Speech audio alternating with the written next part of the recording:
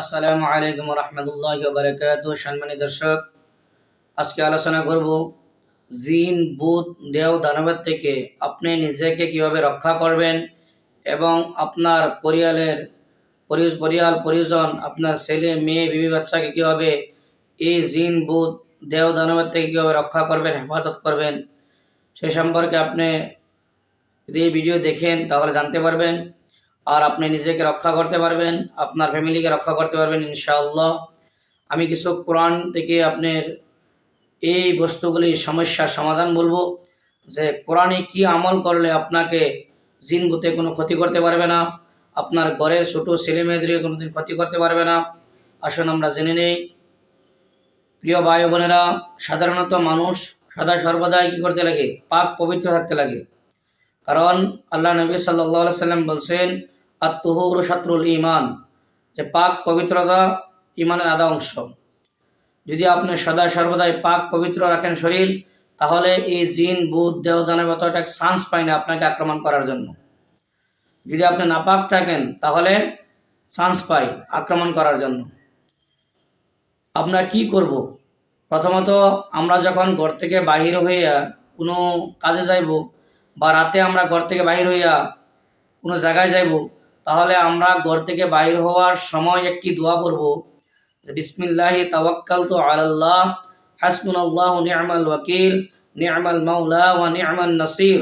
এই দোয়াটি পাঠ করে আমরা ঘর থেকে বাহির হব।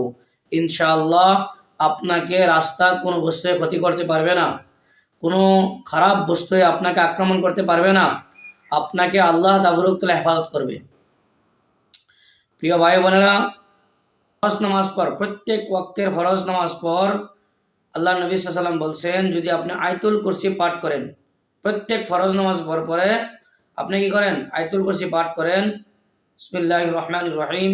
আল্লাহু লা ইলাহা ইল্লা হুয়াল হাইয়ুল কাইয়্যুম লা তাখুযুহু সিনাতুন ওয়া লা নাওম লাহু মা ফিস সামাওয়াতি ওয়া মা ফিল আরদ মান যাল্লাযী ইয়াশফা'ু 'ইনদাহু ইল্লা বিইذনিহি يعلم ما بين أيديهم وما خلفهم ولا يحيطون بشيء من علمه إلا بما شاء وسع كرسيه السماوات والأرض ولا يؤوده حفظهما وهو العلي العظيم। এই আয়াতুল কুরসি আপনি যদি প্রত্যেক ফরজ নামাজের পরে পাঠ করেন, ইনশাআল্লাহ আপনার শরীরের মধ্যে কোনো দিন জিন, ভূত, দেহ দানব প্রবেশ করতে পারবে না, আপনার কোনো ক্ষতি করতে পারবে না। এখন আমরা ধরুন যারা বড় আছে তারা এই আয়াতুল কুরসি পাঠ করলেন নামাজের পরে, আর যারা ছোট ছেলে মেয়ে তাদেরকে কি করবেন? তাদের জন্য আল্লাহ নবী সাল্লাল্লাহু আলাইহি সাল্লাম তিনার নাতি হযরত হাসান এবং হুসাইন রাদিয়াল্লাহু তাআলা আনহুকে একটি দোয়া পাঠ করে তিনাদের শরীরের মধ্যে ফু দিতেন। সেই দোয়াটি কি? সেই দোয়াটি আজকে আপনিও শিখেন। আপনার সন্তানকে ঘুমানোর পর কি করবেন? ফুঁকে দিবেন, ফু দিবেন। ইনশাআল্লাহ রাতে কোনো ধরনের বিপদ আসবে না। সকালে আপনার সন্তান স্কুলে যেতেছে বা মাদ্রাসায় যেতেছে, আপনি দোয়াটা পাঠ করে একবার শরীরের মধ্যে ফু দেন, আপনার সন্তানের কোনো ক্ষতি হবে না। দোয়াটি হলো, আউযু বিকালিমাতিল্লাহিত তাম্মাতি মিন শাররি মা খালাক أعوذ بكلمة الله التامات من شر ما خلق। আবার বলতেছি, أعوذ بكلمة الله التامات من شر ما خلق। এই দোয়াটা আপনি পাঠ করবেন। পাঠ করিয়ে আপনার শরীরের মধ্যে ফু দিবেন। আপনার সন্তানের কোনো ক্ষতি হবে না।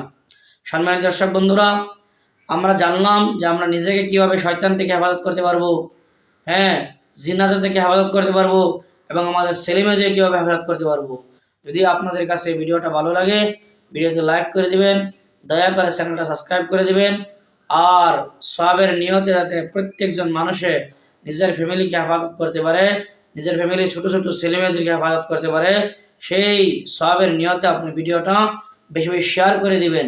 আপনারা ভালো থাকুন, সুস্থ থাকুন। আসসালামু আলাইকুম ওয়া রাহমাতুল্লাহি ওয়া বারাকাতুহু।